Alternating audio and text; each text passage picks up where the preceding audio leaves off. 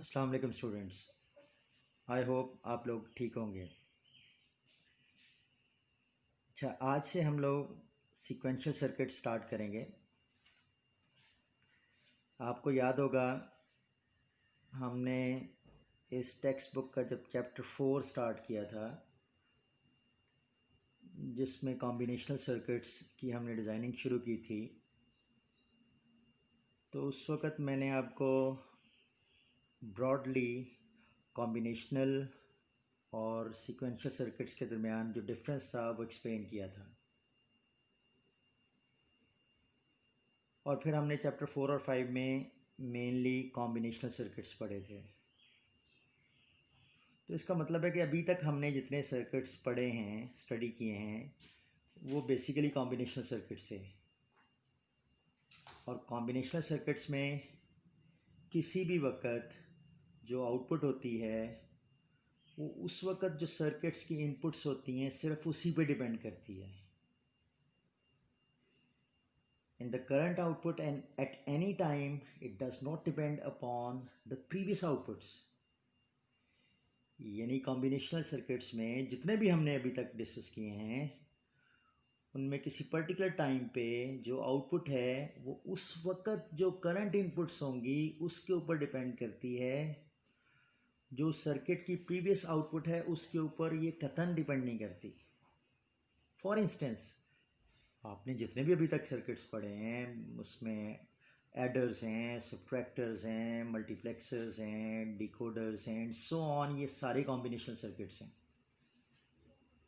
और इनमें किसी पर्टिकुलर टाइम पे जो आउटपुट है वो सिर्फ उस वक्त जो सर्किट की करंट इनपुट्स होंगी सिर्फ उसी पे डिपेंड करेगी।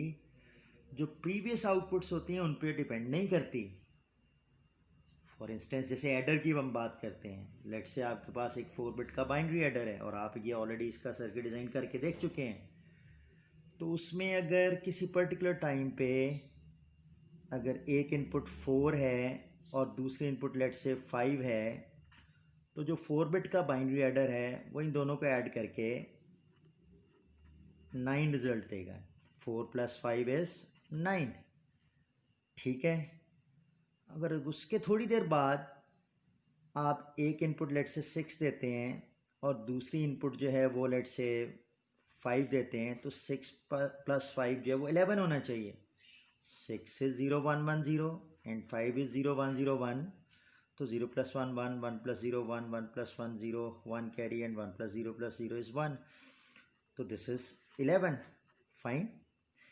अब ये जो 11 है, जब 6 + 5 अगर आप देंगे दोनों इनपुट्स, लेट्स से 4 बिट का बाइनरी एडर है, तो आउटपुट 11 आएगी।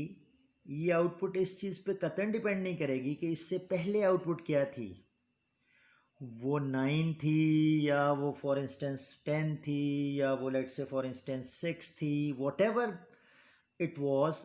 जो करंट आउटपुट है, जब अब 6 और 5 ये दो इनपुट्स देंगे, यानी 6 और 5 एक 4 बिट का बाइनरी एडर जो ऑलरेडी आप बना चुके हैं, तो अगर आप पहली इनपुट जो है वो 0 1 1 0 यानी 4 बिट का नंबर वो 6 दें और दूसरा 4 बिट का नंबर 5 यानी 0 1 0 1 दें, तो आउटपुट इन एनी केस ये 11 होगी यानी 1 0 1 1 होगी।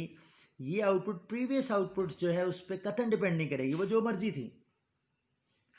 और आपने इस तरह के बेशुमार सर्किट्स देखे हैं जिनमें आउटपुट जो है वो करंट इनपुट्स पर डिपेंड करती है, वो प्रीवियस आउटपुट्स पर डिपेंड नहीं करती थी। और इन सब को हम कॉम्बिनेशन सर्किट्स कहते हैं। फॉर इंस्टेंस, आपने डिकोडर पढ़े, तो 2/4 डिकोडर में अगर आपके 2 इनपुट्स हैं, 4 आउटपुट्स हैं, लेट से पहली आउटपुट को आप D0 कहते हैं, दूसरे को D1 कहते हैं, तीसरे को D2 कहते हैं और चौथी को D3 कहते हैं। तो अगर किसी पर्टिकुलर टाइम पे लेट से 0 1 इनपुट है, तो D1 1 होगा और बाकी सब 0 होंगे। ठीक है, आपने ये पढ़ लिया हुआ है। उसके बाद अगर हम दोनों इनपुट्स 1 1 कर देंगे फॉर इंस्टेंस, तो 1 1 करने पे D3 1 होगी और बाकी सारे 0 होंगे।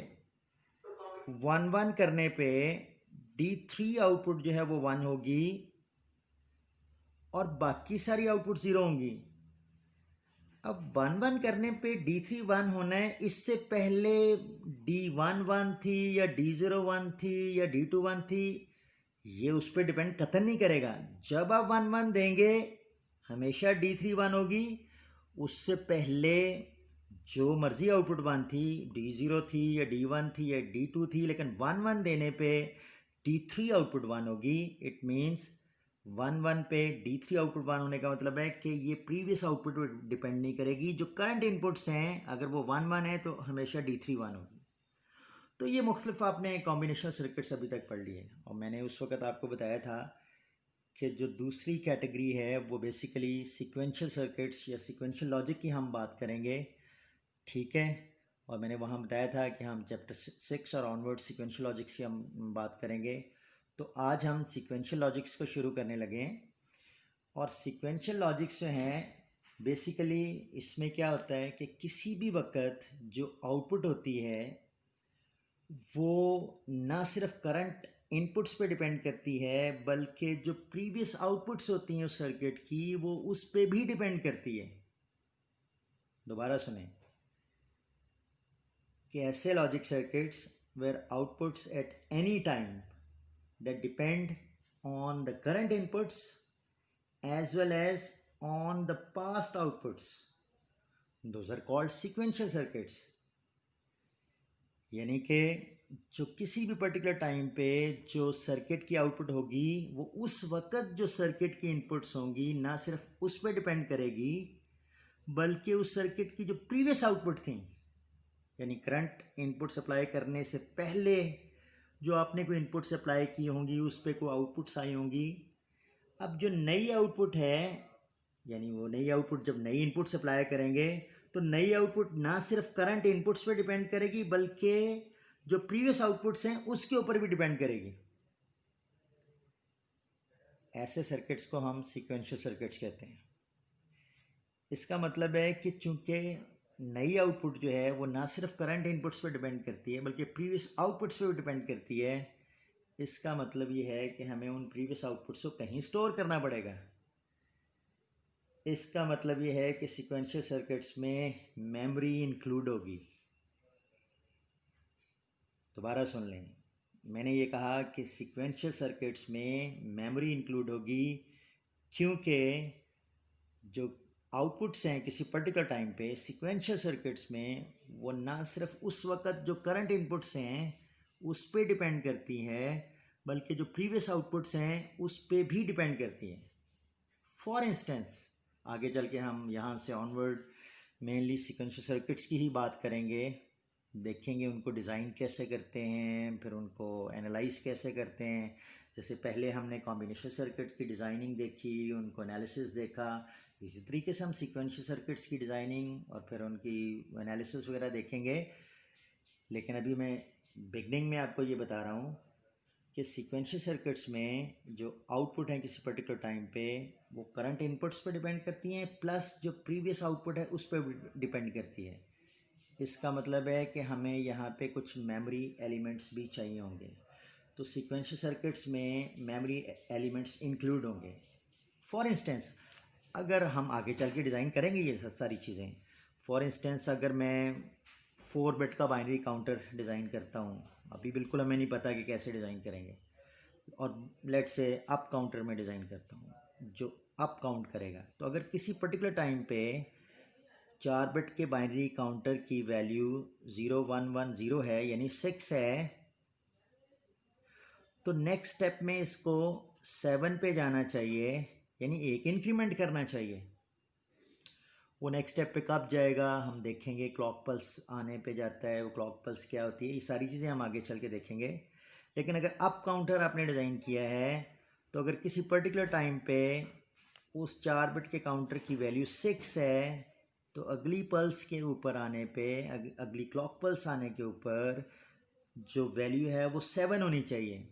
और अगर किसी पर्टिकुलर टाइम पे उस काउंटर की 4 बिट के काउंटर की वैल्यू फॉर इंस्टेंस 9 है तो नेक्स्ट पल्स के आने पे, ये क्लॉक पल्स की हम डिटेल बात करेंगे, इसकी वैल्यू अगर 9 है तो नेक्स्ट पल्स के आने पे इसको 10 नेक्स्ट काउंट पे चला जाना चाहिए, नेक्स्ट काउंटर वैल्यू शो करनी चाहिए। अप काउंटर है तो 1010 आना चाहिए। इसका मतलब है कि जो न्यू आउटपुट है वो 7 है या 10 है, ये डिपेंड करता है प्रीवियस आउटपुट पे। अगर 6 है प्रीवियस आउटपुट तो 7 आएगी न्यू आउटपुट, और अगर 9 है प्रीवियस आउटपुट तो 10 आएगी न्यू आउटपुट। अगर प्रीवियस आउटपुट 9 है तो न्यू आउटपुट 10 आएगी। इसका मतलब ये है कि जो न्यू आउटपुट है वो बेसिकली प्रीवियस आउटपुट पे भी डिपेंड करती है। हम इसके डिज़ाइन देखेंगे सारे, अभी सिर्फ मैं ब्रॉडली आपको इसको समझा रहा हूँ। तो इसका मतलब है इसमें मेमोरी एलिमेंट्स चाहिए होंगे, और मेनली हम जैसे आगे चल के बात करेंगे कि फ्लिप फ्लॉप्स जो हैं वो बेसिक स्टोरेज डिवाइस हैं जो सिंगल बिट स्टोर करेगा। हम उनकी बात करेंगे डिटेल में। डिफरेंट टाइप्स के फ्लिप फ्लॉप्स होंगे, वन बाय वन उनको स्टडी करेंगे। तो हमने कहा कि सीक्वेंशियल सर्किट्स में मेमोरी जो है वो मेन कंपोनेंट है।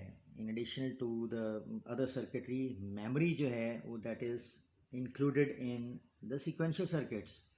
So memory elements are the circuits capable to store the binary information in them. Sequential circuits की एक ब्लॉक डायग्राम यहाँ पे दिखाई गई है, और इसमें ये शो किया गया है कि किसी पर्टिकुलर टाइम पे जो आउटपुट्स हैं वो ना सिर्फ जो उस वक्त करंट इनपुट्स होंगी उसके ऊपर डिपेंड करते हैं, बल्कि जो प्रीवियस आउटपुट्स हैं जो मेमोरी में स्टोर की हुई हैं, और ये memory elements mainly flip flops होंगे।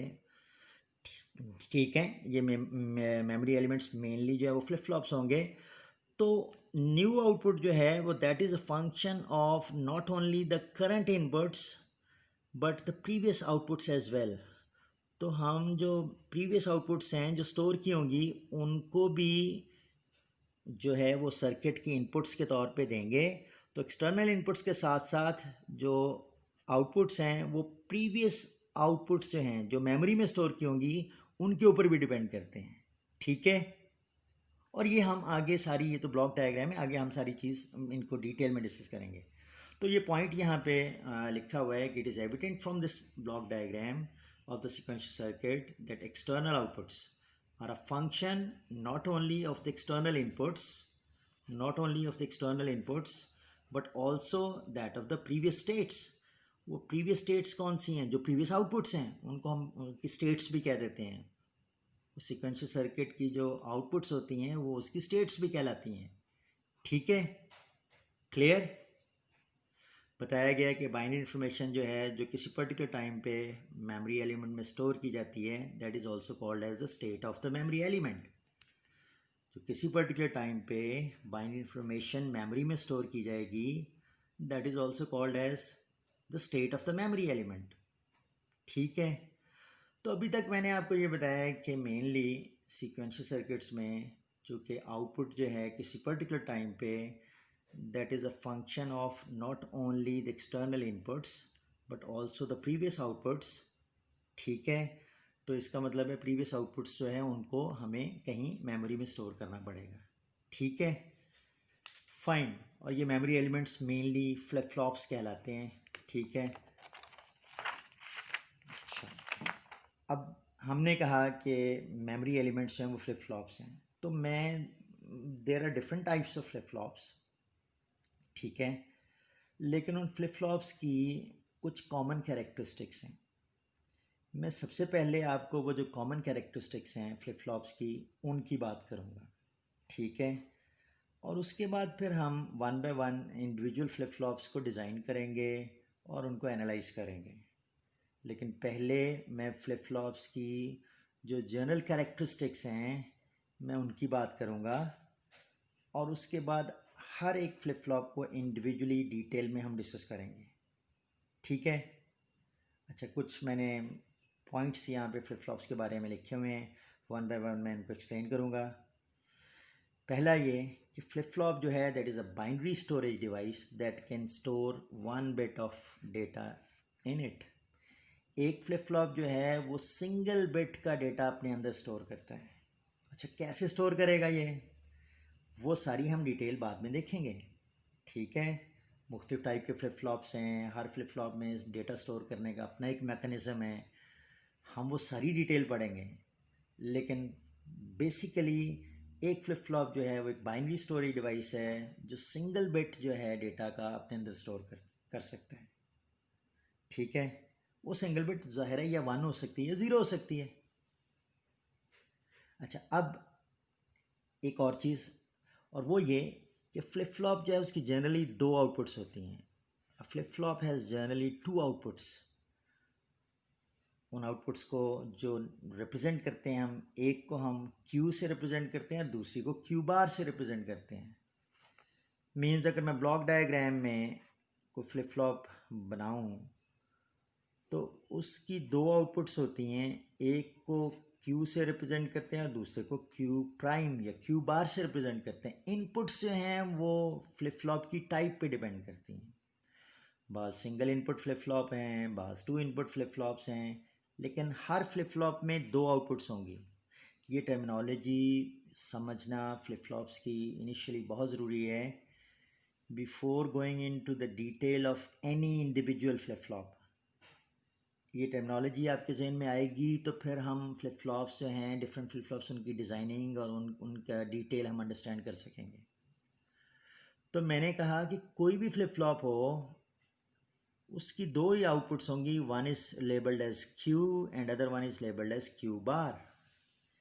इनपुट्स डिपेंड करती हैं, बाज़ फ्लिप फ्लॉप में सिंगल इनपुट हैं, बाज़ में दो इनपुट्स हैं। फॉर इंस्टेंस मैं सिर्फ अभी फॉर द टाइम बीइंग, एक फ्लिप फ्लॉप है एस आर फ्लिप फ्लॉप, तो उसमें दो इनपुट्स होंगी एस और आर। ठीक है, उसमें दो इनपुट्स होंगी एस और आर। अगर लेट से जे के फ्लिप फ्लॉप की बात करेंगे तो एक जे इनपुट हो जाएगी, एक के हो जाएगी। तो इनपुट्स वेरी करेंगे लेकिन आउटपुट सिर्फ दो ही होंगी, Q and Q bar. Q जो है that represents the normal value of the bit stored in the flip flop. अब ये नॉर्मल वैल्यू क्या है अभी बात करता हूँ। और क्यू बार जो है that represent the complement of the value stored in a flip flop. For instance अगर किसी पर्टिकुलर टाइम पे क्यू पे 1 है तो क्यू बार पे उस वक्त ज़ीरो होना चाहिए। ये आगे चल के पॉइंट आएगा कि क्यू और क्यू बार दोनों एक दूसरे का कॉम्प्लीमेंट होने चाहिए। इसका मतलब है कि अगर क्यू 1 है तो क्यू बार ज़ीरो होना चाहिए, और अगर क्यू 0 है तो क्यू बार 1 होना चाहिए। ठीक है, तो क्यू और क्यू बार एक दूसरे का कॉम्प्लीमेंट होना चाहिए। क्यू पे नॉर्मल वैल्यू जो भी फ्लिप फ्लॉप की है वो आती है, तो क्यू बार पे उसका जस्ट कॉम्प्लीमेंट रिप्रेजेंट होता है या रिफ्लेक्ट होता है। अच्छा, हमने कहा कि फ्लिप फ्लॉप की दो आउटपुट्स होंगी, क्यू और क्यू बार। सिमिलरली हर फ्लिप फ्लॉप उसकी दो स्टेट्स होती हैं। वो उन दो स्टेट्स में से किसी वक्त किसी एक स्टेट में होगा, उन दो स्टेट्स में से किसी एक वक्त किसी एक स्टेट में होगा। वो दो स्टेट्स कौन सी हैं? एक सेट स्टेट कहलाती है and the second one is called as the reset state. हर flip flop it has got two states, either it is in the set state or it is in the reset state. अब ये set और reset का क्या मतलब है? पहले ये समझ लें कि जो स्टेट है फ्लिप फ्लॉप की वो कहाँ से हम डिटरमिन करते हैं। दो आउटपुट्स हमने कहा क्यू और क्यू बार होते हैं, लेकिन इसमें से जो स्टेट है फ्लिप फ्लॉप की वो हमेशा जो क्यू आउटपुट है, जो क्यू आउटपुट है वो हमें फ्लिप फ्लॉप की स्टेट बताती है। जो क्यू आउटपुट है that always tells the state of the flip flop. इसका मतलब ये है कि फ्लिप फ्लॉप की स्टेट हमेशा क्यू आउटपुट से हम डिटरमिन करेंगे। ठीक है, अब अगर किसी पर्टिकुलर टाइम पे क्यू पे 1 है तो पहली बात कि क्यू बार उस वक्त डेफिनेटली ज़ीरो होगा। अगर क्यू पे 1 है तो क्यू बार डेफिनेटली उसका कॉम्प्लीमेंट होगा।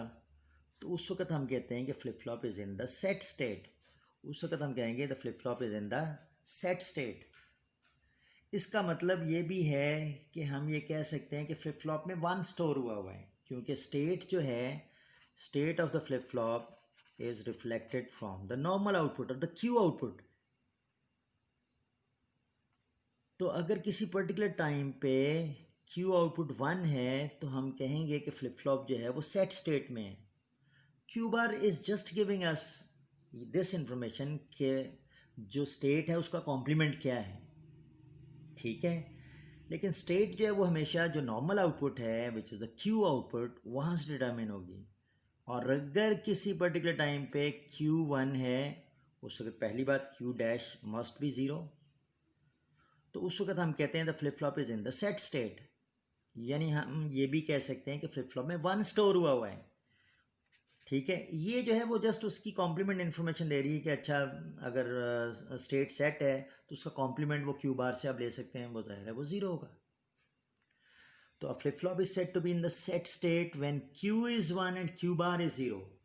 मैं इसलिए इसको ठहर ठहर के बता रहा हूँ, आप इसको फोकस कीजिएगा क्योंकि आगे जितने फ्लिप फ्लॉप्स हम पढ़ेंगे उनमें यही टर्मिनोलॉजी यूज़ होनी है। फाइन। दूसरी हमने कहा कि फ्लिप फ्लॉप रीसेट स्टेट में भी हो सकते हैं। तो रीसेट स्टेट में कब होगा? जब Q पे ज़ीरो हो और Q बार पे वन हो। यानी Q पे ज़ीरो हो और Q बार पे वन हो, तो उस वक्त हम कहेंगे when Q is zero and Q bar is one. तो चूँकि स्टेट Q से रिफ्लेक्ट होती है तो हम उस वक्त कहेंगे the flip flop is in the reset state. ठीक है, flip flop is in the reset state. So when Q is zero and Q bar is one, the flip flop is said to be in the reset state. तो बहुत गौर से समझ लें, दो states हैं, सेट स्टेट और reset state. Set state का मतलब है कि फ्लिप फ्लॉप में वन स्टोर हुआ है। रीसेट स्टेट का मतलब है कि फ्लिप फ्लॉप में ज़ीरो स्टोर हुआ है। Further, set state means Q is 1 and Q bar is 0, and reset state means Q is 0 and Q bar is just the complement of that which is 1. ठीक है, clear?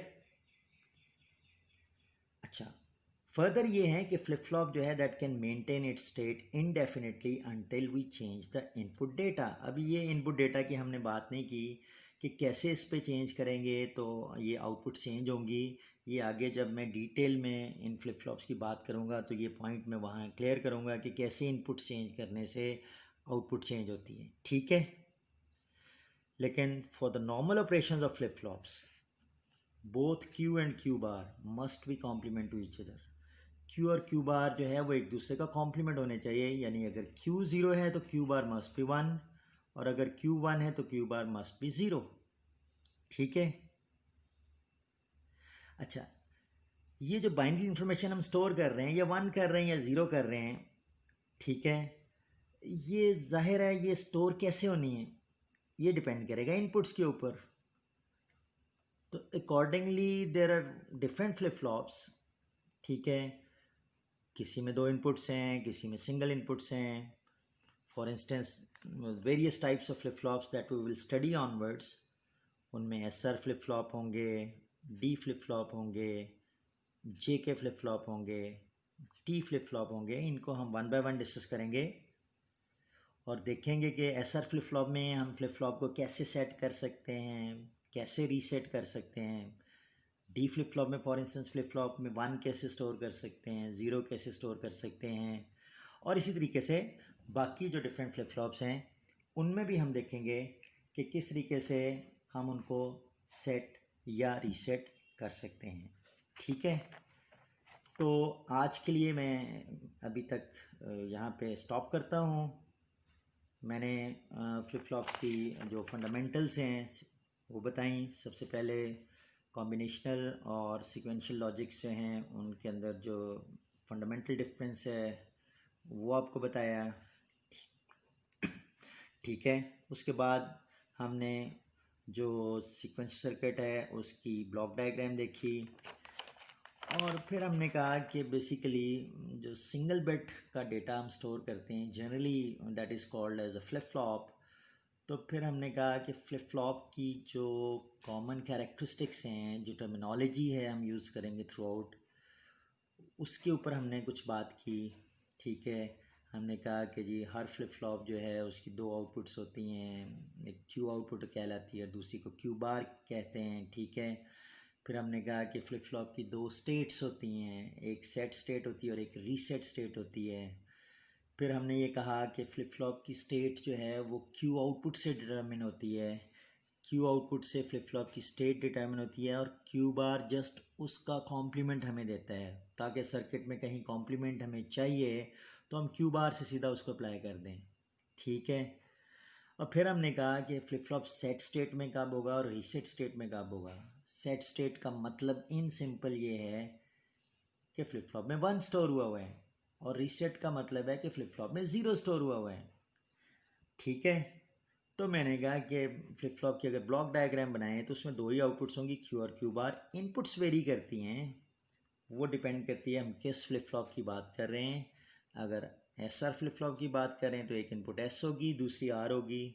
अगर for instance जे के flip flop की हम बात करेंगे, उसकी अपनी कैरेक्टरिस्टिक्स होंगी, हम देखेंगे आगे, तो उसमें एक इनपुट जे होगी, दूसरी के होगी।